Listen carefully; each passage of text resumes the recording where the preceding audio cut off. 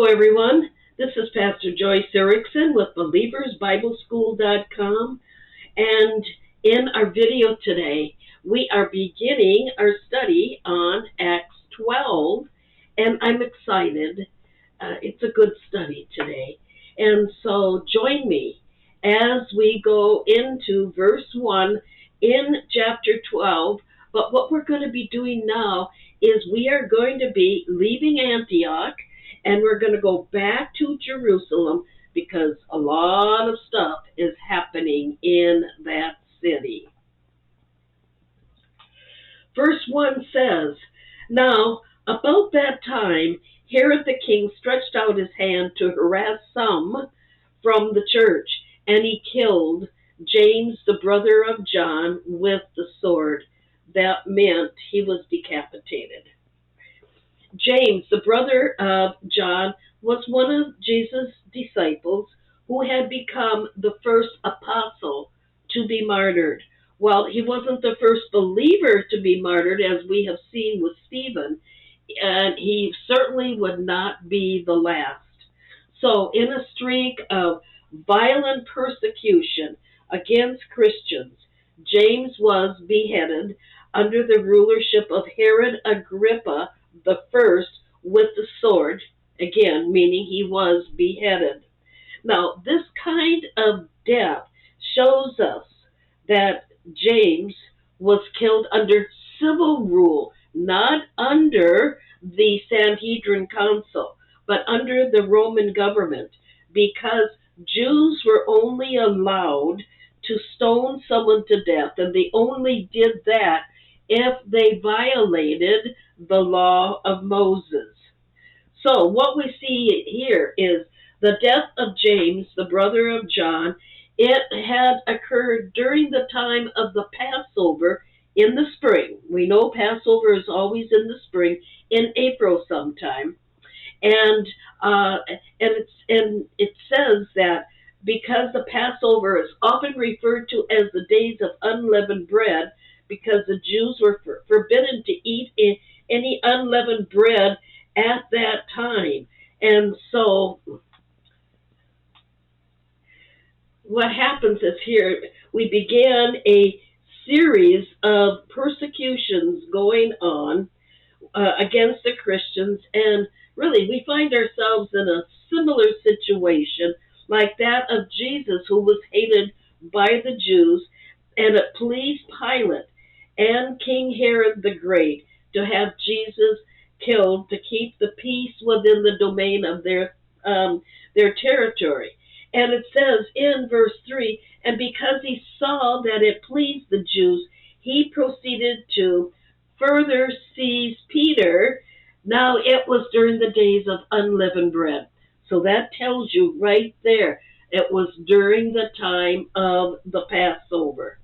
So then that takes us to verse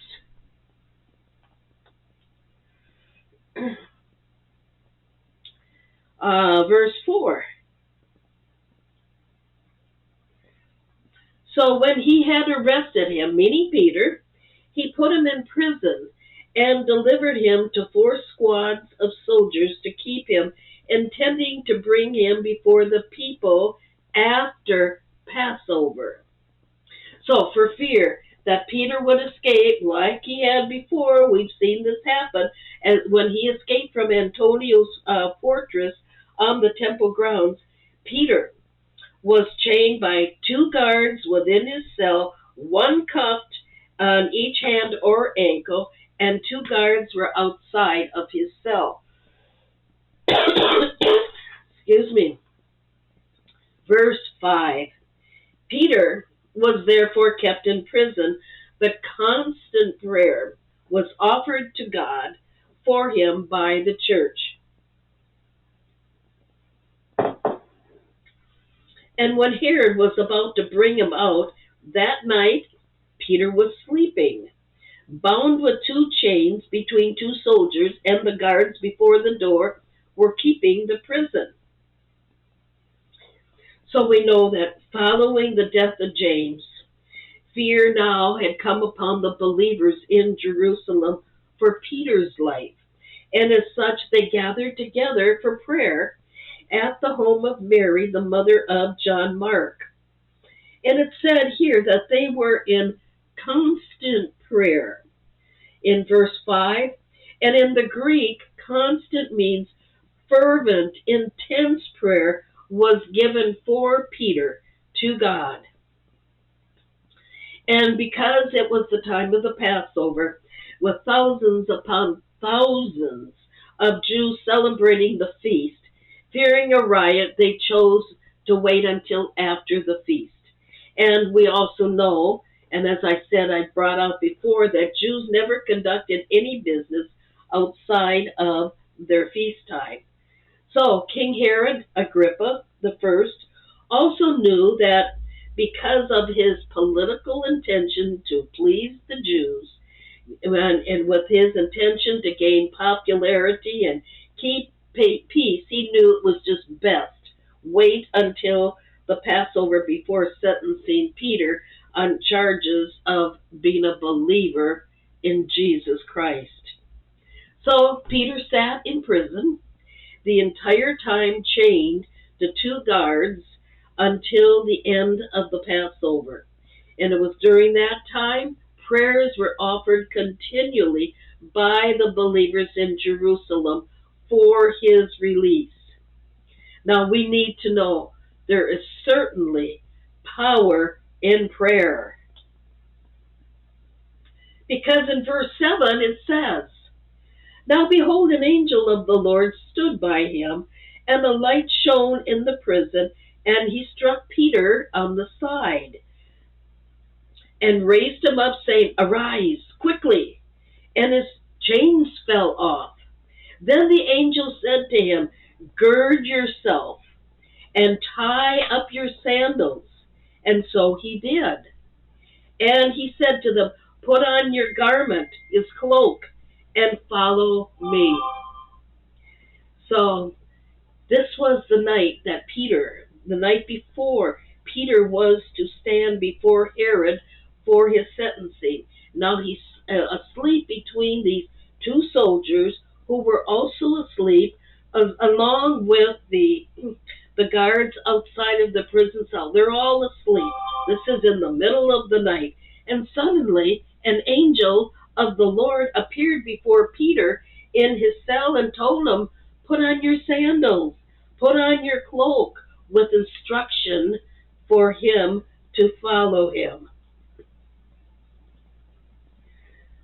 So he, meaning Peter, went out and followed him, and did not know that what was done by the angel was real, but thought he was seeing a vision. And when they had passed the first and the second guard posts, they came to the iron gate that leads to the city, which then opened to them on its own accord. That was always locked. And they went out and went down one street, and immediately the angel departed from him. So now Peter, he's thinking that he was dreaming, and he was being instructed by the angel of the Lord to follow him to this place through the open cell past these guards. And then he came to the iron gate that led to the city, and suddenly this gate opened up and on its own, and Peter continued to follow the angel down this one road, and then all of a sudden the angel disappears. Verse 11, "Now when Peter had come to himself," I would have liked to have seen his face.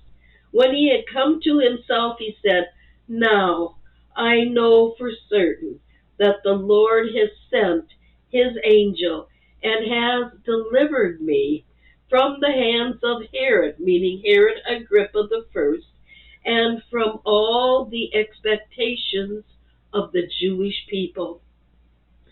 It was then that Peter realized he wasn't dreaming, but God had sent an angel to deliver him from the hands of Herod and the Jewish people who refused Christ.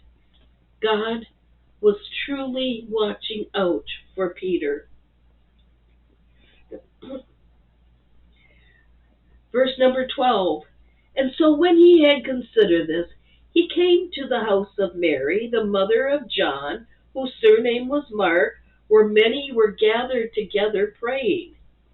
And so we have the angel of the Lord that led Peter down this specific road. So and the angel was guiding him to the direction where he needed to go. And that road led to the house of Mary, the mother of John Mark, because that is where the company of believers were there praying at that moment for his release.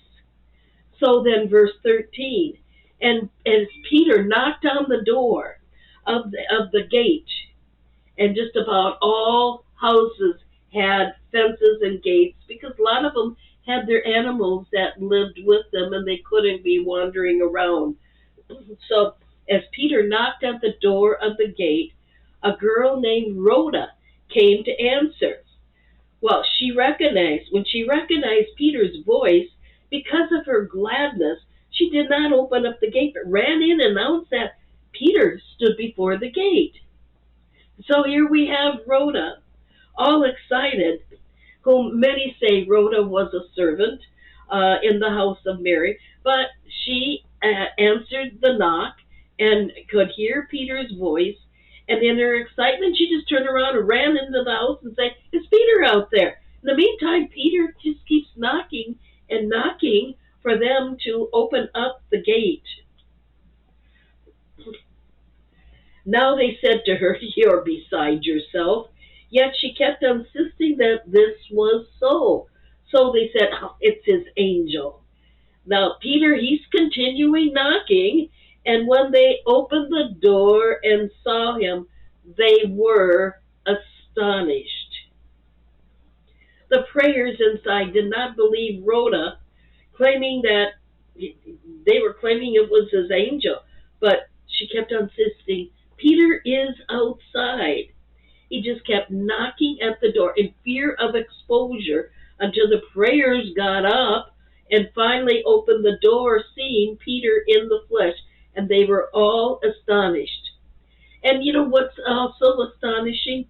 They were intently praying for Peter's release, and when he's released, they were astonished. Interesting. And it takes us to verse 17. But motioning to them,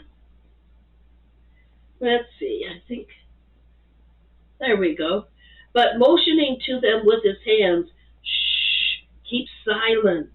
He declared to them how the Lord had brought him out of prison, and he said, "Go tell these things to James and the brethren," and he departed and went to another place. Now this is a different James, because James, the brother of John, has already been martyred. Now we are talking about James, the earthly brother of Jesus. So for fear of exposure, Peter, with his hands, hushed, motioned for everyone, "Be quiet," and then told them how the Lord had delivered him out of prison. And then he began to tell the believers, "Go tell James, the earthly brother of Jesus," who by this time was a prominent leader within the church, "and go tell the other believers." But Peter knew that he had to hide out for a while. And so, but the leadership in Jerusalem needed to know what was going on with Peter. And so what Peter was doing is releasing his authority over to James, the earthly brother of Jesus, as he now became the leader of the church in Jerusalem. So, and where did Peter go? Peter, he got out of Jerusalem as fast as he could. And we know that he headed toward Caesarea. And interesting note, we're going to find that this is exactly where Herod is going to go. But let's not get ahead of ourselves. Verse 18 and 19, "Then as soon as it was day, there was no small stir among the soldiers about what had become of Peter. And when Herod had searched for him and not found him, he examined the guards and he commanded that they should be put to death. So when Herod found out that Peter had escaped prison again, and none of the guards knew anything about it, Herod commanded that those on duty should be put to death, really, which was commonplace for soldiers. And if their prisoner escaped, they were responsible, and they would have the death penalty put on them. And so Peter went towards Caesarea. Whether he went into Caesarea, that we don't know. But Herod Agrippa the first, he went down from Judea to Caesarea, and that is where he stayed. And so let's look at these maps here. And as I'll read verse 21 in a minute, but what King Herod did is he left Jerusalem for his Caesarea palace. That he had a palace, as you can see by the picture here, there by the sea to conduct some needed business. And so the leaders of Tyre, and you can see that on the map, as well as Sidon, and they were neighboring cities, they wanted to make peace with Herod Agrippa because they needed food. Remember, there's famine going on here that came out of Herod's country for themselves. And so obviously Herod was stashing some away, even though the people were starving in Judea as well. But since Herod was already angry with these people of Tyre and Sidon, for whatever reason that we don't know, the leaders of these two cities, what they did is they connived and they made friends with Bladus, who was the king's personal aide, and they gained favor with him. And so when Herod came to Caesarea, their intentions were to please him in every respect, relying upon the favor of Bladus to grant him their favors of this extra food. So Herod's the food that they needed for their country. So that takes us to verse 21. So on a set day, Herod, arrayed in royal apparel, sat on his throne, and he gave an oration to them. So Herod, with all his pomp and circumstance, dressed in his royal attire, he sat on his throne, and then he gave this eloquent speech. Verse 22, and the people kept shouting, the voice of a God and not of a man. Then immediately an angel of the Lord struck him, because he did not give glory to God. Then he was eaten by worms and died. Now Herod, he enjoyed all the praises that were given to himself, except he would not give glory to God, and nor do I believe he even believed in God at this point of time. And as such, violent pain immediately struck him in his stomach, and he died 5 days later. We've got Josephus, who is the greatest first century historian. He claimed in his Antiquities book, a severe pain arose in his, meaning Herod's belly, and began in the most violent manner. And when he had quite worn out by the pain in his belly for 5 days, he departed this life.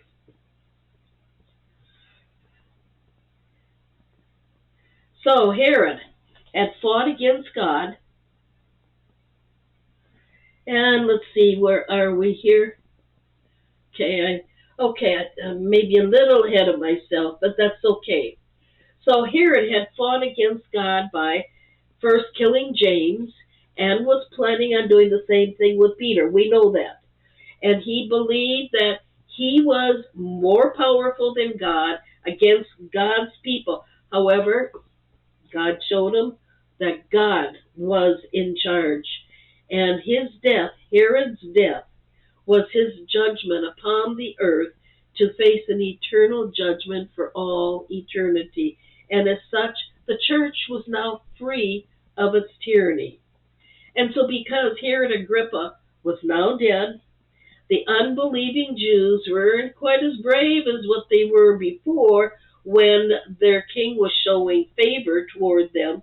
So as a result, they stopped the persecution of the believers throughout Jerusalem for the time being. And the gospel was able to continue with many Jews coming to know Christ. So that takes us to verse 24. But the word of God grew and multiplied.